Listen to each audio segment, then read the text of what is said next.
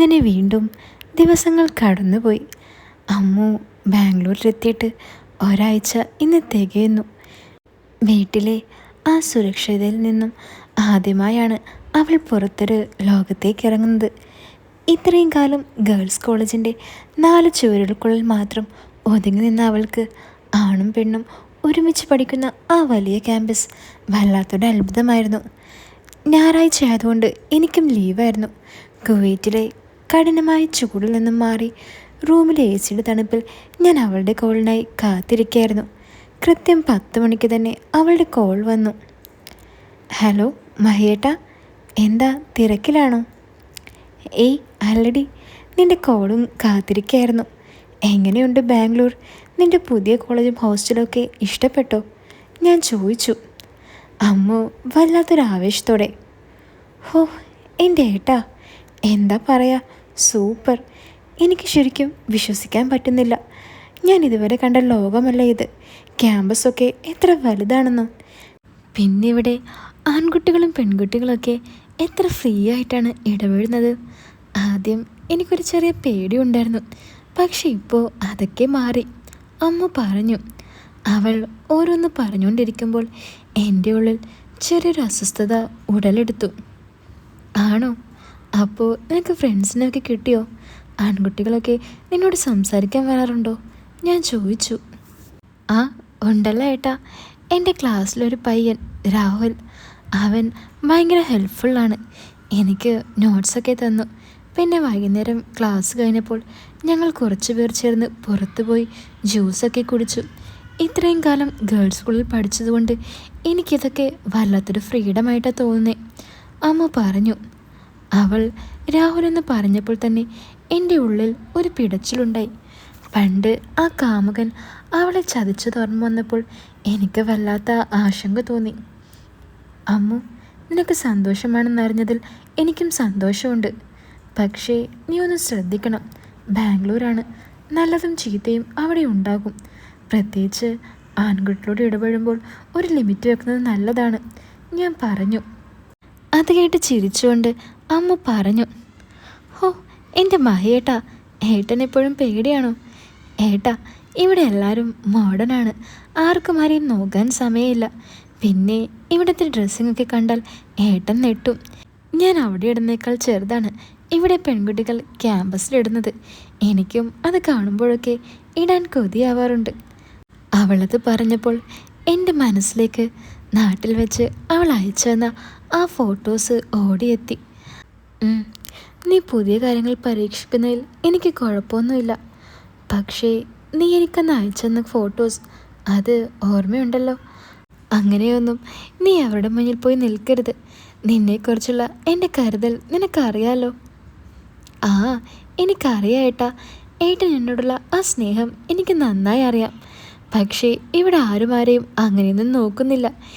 എങ്കിലും ഏട്ടൻ പറഞ്ഞതുകൊണ്ട് ഞാൻ സൂക്ഷിച്ചോളാം. ഏട്ടാ, എനിക്ക് രാഹുൽ മെസ്സേജ് അയക്കുന്നുണ്ട്. ഞങ്ങൾ വൈകുന്നേരം ഒന്ന് ഔട്ടിങ്ങിന് പോകാൻ പ്ലാൻ ചെയ്തിട്ടുണ്ട്. ഞാനെന്നാൽ പോയി റെഡി ആവട്ടെ. അവൾ പെട്ടെന്ന് ഫോൺ വെച്ചു. പക്ഷെ എൻ്റെ മനസ്സ് ശാന്തമായില്ല. രാഹുലിനോടൊപ്പം അവൾ പോകുന്നതും സങ്കല്പിച്ചപ്പോൾ എനിക്ക് സഹിക്കാനായില്ല. അവൾ അടിച്ചെന്ന ആ പഴയ ചിത്രങ്ങൾ ഗാലറിയിൽ തുറന്നു വെച്ച് ഞാൻ ഏറെ നേരം നോക്കിയിരുന്നു. അവളിപ്പോൾ അവിടെ എന്തായിരിക്കും ധരിക്കുന്നത്? ആ രാഹുൽ അവളെ എങ്ങനെയായിരിക്കും നോക്കുന്നത്? എൻ്റെ ചിന്തകൾ വീണ്ടും വഴിമാറി ഒഴുകാൻ തുടങ്ങി. ഒരാഴ്ച വീണ്ടും കഴിഞ്ഞു. അടുത്ത ഞായറാഴ്ചയായി. ഞാൻ അവളുടെ കോളുകൾക്ക് വേണ്ടി കാത്തിരുന്നു. കുവൈറ്റിലെ വിജനമായ മുറിയിൽ ഞായറാഴ്ചയുടെ അലസതയിലിരിക്കുമ്പോഴാണ് ഫോൺ ശബ്ദിച്ചത്. അമ്മ തന്നെയാണ്. ഹലോ മഹിയേട്ടാ, എന്താ പരിപാടി? ലീവ് എൻജോയ് ചെയ്യുകയാണോ? അവൾ ചോദിച്ചു. അതേടി, നിൻ്റെ വിശേഷങ്ങൾ കേൾക്കാൻ കാത്തിരിക്കുകയായിരുന്നു. എങ്ങനെയുണ്ട് ഈ കഴിഞ്ഞ ആഴ്ച? കോളേജൊക്കെ ഉഷാറാണോ? ഞാൻ ചോദിച്ചു. അമ്മു ഒരു കുസൃതി ചിരിയോടെ. പിന്നെ കോളേജൊക്കെ അടിപൊളിയാണ് ഏട്ടാ. ഇവിടെയുള്ളവരൊക്കെ ഭയങ്കര ഫാസ്റ്റാണ്. ഈ കഴിഞ്ഞ ആഴ്ച എൻ്റെ ക്ലാസ്സിലെ 2 പയ്യന്മാർ എൻ്റെ അടുത്ത് വന്ന് വല്ലാതെ ഒലിപ്പിക്കൽ. അതിലൊരുത്തൻ എൻ്റെ ഇൻസ്റ്റഗ്രാം ഐ ഡി ചോദിച്ച് എൻ്റെ പിന്നാലെ തന്നെ ഉണ്ടായിരുന്നു. ഞാനല്പം ഗൗരവത്തിൽ. എന്നിട്ട് നീ കൊടുത്തോ? ഞാൻ നിന്നോട് പറഞ്ഞതല്ലേ അവിടെയുള്ളവരൊക്കെ സൂക്ഷിക്കണമെന്ന്. അയ്യോ എൻ്റെ ഏട്ടാ, നിങ്ങളിങ്ങനെ പേടിക്കല്ലേ, ഞാനൊന്നും കൊടുത്തിട്ടില്ല. അവർക്ക് എൻ്റെ ഈ നാടൻ ലുക്ക് കണ്ടിട്ട് കൗതുകമാണെന്ന് എനിക്ക് മനസ്സിലായി.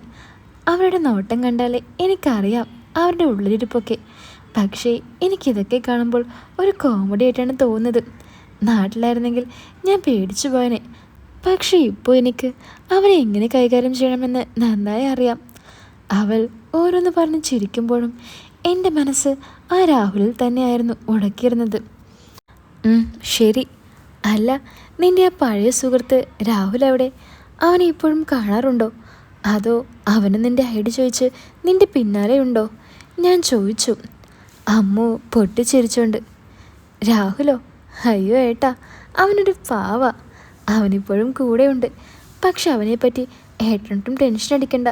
അവൻ എന്നേക്കാൾ 1 വയസ്സ് ഇളയതാ. അതുകൊണ്ട് അവനൊരു അനിയൻ കുട്ടിയെ പോലെയാ എനിക്ക് കാണാൻ പറ്റൂ. എനിക്കവനോട് മറ്റൊരു ബന്ധവും തോന്നിയിട്ടില്ല, അത് ഞാൻ ഉറപ്പ് തരാം. പിന്നെ അവനെൻ്റെ കൂടെയുള്ളത് എനിക്കൊരു സേഫ്റ്റിയാണ്, അവൾ പറഞ്ഞു. രാഹുൽ അവളേക്കാൾ പ്രായം കുറഞ്ഞവളാണെന്ന് കേട്ടപ്പോൾ എനിക്കുള്ളിലെ ആ ഭാരം അല്പം കുറഞ്ഞു. എങ്കിലും പ്രായം കുറവാണെങ്കിലും ഒരു പുരുഷൻ്റെ കണ്ണുകളിൽ ആരെയും വീഴ്ത്താൻ കഴിയുമെന്ന് എനിക്ക് നന്നായി അറിയാമായിരുന്നു. പ്രത്യേകിച്ച് അമ്മുവെപ്പോലെ സൗന്ദര്യമുള്ള ഒരു പെൺകുട്ടി കൂടിയാവുമ്പോൾ. നീ ഉറപ്പ് വരുന്നതിനൊക്കെ കൊള്ളാം.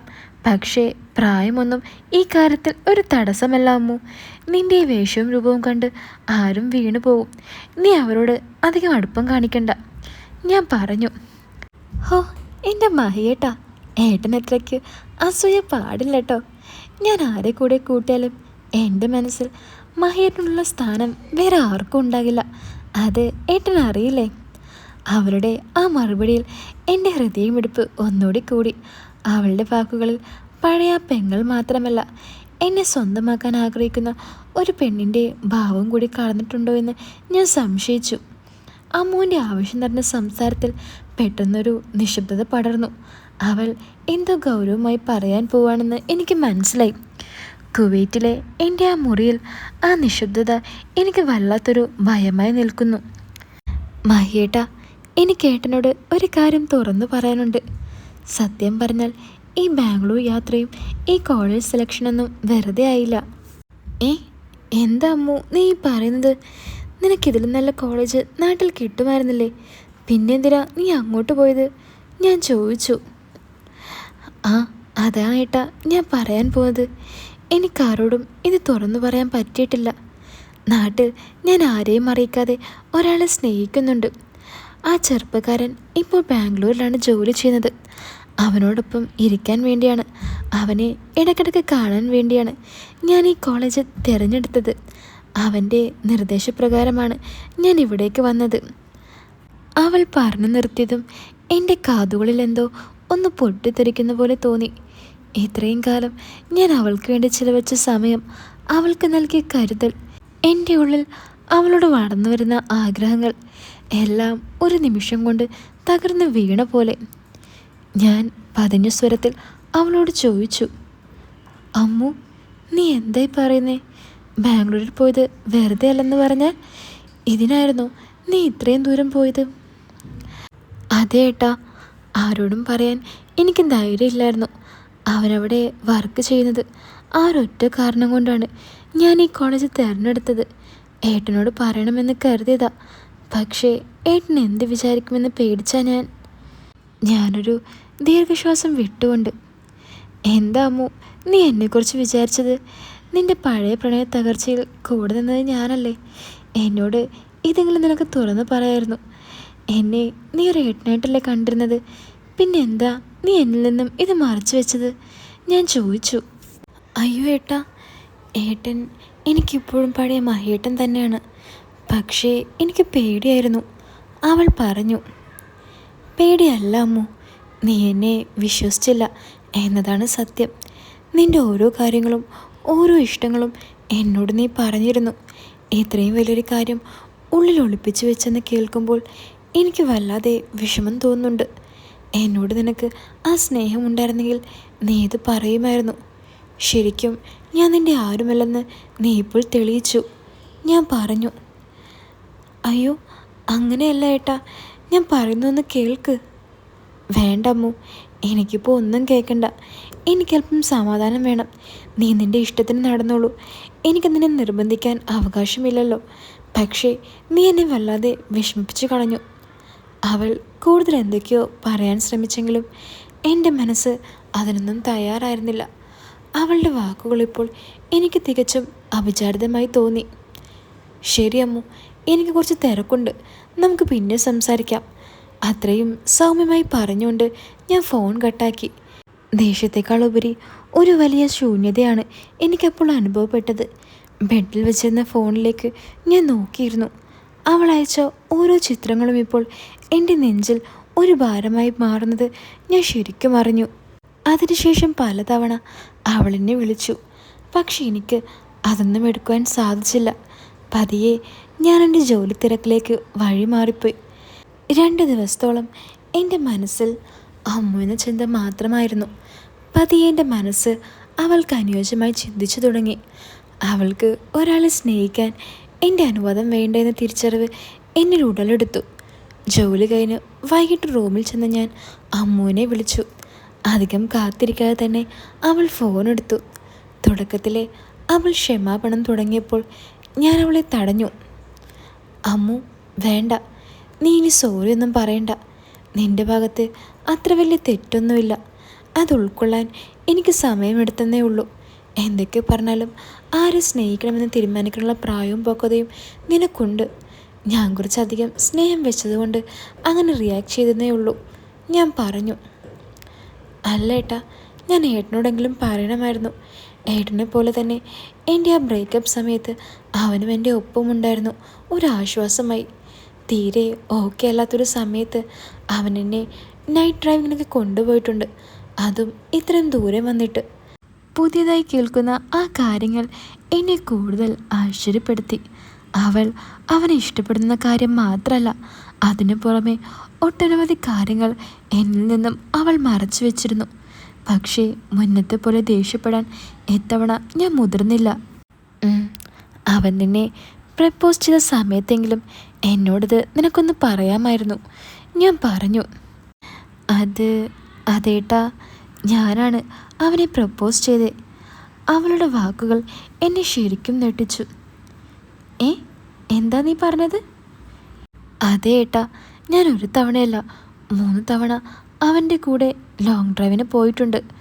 അതും എൻ്റെ കൂട്ടുകാരുടെ കൂടെ നൈറ്റ് സ്റ്റഡി എന്ന് പറഞ്ഞ് വീട്ടിൽ നിന്നും മാറിയിട്ടാണ് പോയത്. അവൾ പറയുന്നതൊക്കെ എനിക്ക് പുതിയ അറിവുകളായിരുന്നു. എന്നിട്ട് ഏട്ടാ, 2ാമത്തെ തവണ ഞാൻ അവൻ്റെ കൂടെ പുറത്തു പോയപ്പോൾ എൻ്റെ വിഷമങ്ങളൊക്കെ ഒരുവിധം മാറിയ സമയമായിരുന്നു. അന്ന് എൻ്റെ ഒരു ആഗ്രഹം ഞാൻ അവനോട് പറഞ്ഞു. എന്താഗ്രഹം? അതേട്ടാ, എനിക്ക് ഒരു കുപ്പി വേണമെന്ന് പറഞ്ഞു. അതവൻ വാങ്ങിച്ചു തരുകയും ചെയ്തു. ഞങ്ങളൊരു പാർക്കിൽ ചെന്നാണ് അത് കുടിച്ചത്. അത് കുടിച്ചപ്പോൾ എനിക്ക് വീണ്ടും പഴയ കാര്യങ്ങളൊക്കെ ഓർമ്മ വന്ന് അത് പറഞ്ഞ് കരയാൻ തുടങ്ങി. അവൻ എന്നെ ആശ്വസിപ്പിക്കുകയും ചെയ്തു. കുറേ കഴിഞ്ഞപ്പോൾ ഞങ്ങൾക്കിടയിൽ എന്തൊക്കെയോ മാറ്റങ്ങൾ പോലെ. അവൾ പറഞ്ഞതൊക്കെ കേട്ട് എൻ്റെ നെഞ്ച് വല്ലാതെ ഇടിച്ചു. എന്ത് മാറ്റം? ഞാൻ ചോദിച്ചു. അതേട്ടാ, ഞാൻ ഇതുവരെ അനുഭവിക്കാത്ത ഒരു തരം, ഞാൻ അറിയാതെ അവനെ. അവൾ പറഞ്ഞത് കേട്ട് ഞാൻ തലയ്ക്ക് കൈവച്ചു. ഇത്രയും നാൾ എൻ്റെ മനസ്സിലുള്ള അമ്മു അല്ലായിരുന്നു അവൾ പറയുന്ന കഥയിലെ അമ്മു. അമ്മു, എന്ത് ഭ്രാന്താ നീ പറയുന്നേ? അറിയാതെ ഒരു ചെക്കൻ്റെ കൂടെ പുറത്ത് പോയതും പോരാ, കുടിക്കുകയും ചെയ്തു. പോരാത്തതിന് നീ വേറെന്തെങ്കിലും ചെയ്തോടി? ഞാൻ അല്പം ദേഷ്യത്തോടെ തന്നെ അവളോട് ചോദിച്ചു. അയ്യോ ചേട്ടാ, വേറെ ഒന്നുമില്ല. പക്ഷേ അവൾ പറഞ്ഞതെല്ലാം കേട്ട് ഞാൻ ആകെ വല്ലാത്തൊരവസ്ഥയിലേക്ക് പോയി. ശരി, എന്നിട്ട്? ഞാനതെല്ലാം സഹിച്ച് അവളോട് ചോദിച്ചു. പിന്നെ എനിക്കെന്തോ പോലെയായി. ഞാൻ എന്നെ തിരിച്ചു കൊണ്ടാക്കാൻ അവനോട് പറഞ്ഞപ്പോൾ അവൻ എന്നെ തിരികെ കൊണ്ടുവന്നാക്കി. അതിനുശേഷം എനിക്കവനോട് ഇഷ്ടം തോന്നി. അടുത്ത തവണ പോയപ്പോൾ ഞാൻ അവനോട് ഇഷ്ടമാണെന്ന് പറഞ്ഞു. അവനും എന്നെ ഇഷ്ടമായിരുന്നു. അങ്ങനെ ഇതുവരെ എത്തി, അവൾ പറഞ്ഞവസാനിപ്പിച്ചു. എല്ലാം ഉൾക്കൊള്ളാൻ എനിക്കല്പം സമയമെടുത്തു. ഞാൻ ഇപ്പോൾ വരാം എന്നും പറഞ്ഞ് ഞാൻ ഫോൺ കട്ടാക്കി. ഫോൺ കട്ടാക്കി ബെഡിലേക്ക് മറന്നു കിടക്കുമ്പോൾ എൻ്റെ നെഞ്ച് വല്ലാതെ ഇടിക്കുന്നുണ്ടായിരുന്നു. അമ്മ പറഞ്ഞ ഓരോ വാക്കും എൻ്റെ തലയ്ക്ക് പിടിച്ചു. ഇത്രയും കാലം ഞാൻ പടുത്തുയർത്തിയ ആങ്ങള പെങ്ങളെന്ന വിശുദ്ധ സങ്കല്പം ഒരു നിമിഷം കൊണ്ട് കത്തിയമർന്നു. എൻ്റെ മനസ്സിലെ ആ നിഷ്കളങ്കമായ പെൺകുട്ടിക്ക് പകരം വേറെ ആരുടെ രൂപം തെളിഞ്ഞു വന്നു. അപ്പോൾ ഈ കഥയുടെ തേർഡ് പാർട്ട് കേൾക്കാൻ നിങ്ങൾക്ക് ആഗ്രഹമുണ്ടോ? ഉണ്ടെങ്കിൽ വീടൊന്ന് ലൈക്ക് ചെയ്യാനും ചാനൽ സബ്സ്ക്രൈബ് ചെയ്യാനും മറക്കല്ലേ. അപ്പോൾ പുതിയൊരു കഥയായിട്ട് നമുക്ക് വീണ്ടും കാണാം.